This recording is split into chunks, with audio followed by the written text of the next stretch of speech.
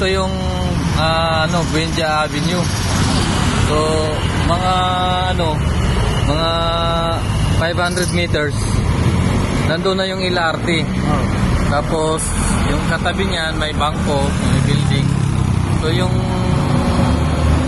lote na yan, yun yung binibenta. Yun yung binibenta na lote na yan. Yan. So, yun yung mga katabi niya. Tapos, papunta doon, going to Makati yan.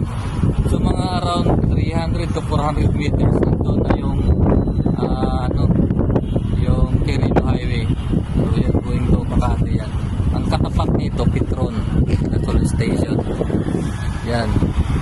So, may Mercury Drug, may bangko, may McDonald's.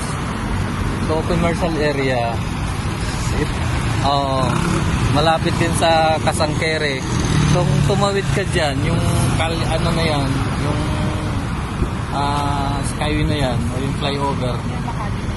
Makati na yan. Makati na yan. So, yun yung loting binibinta. Bakanting-bakante. Okay na yun. Okay.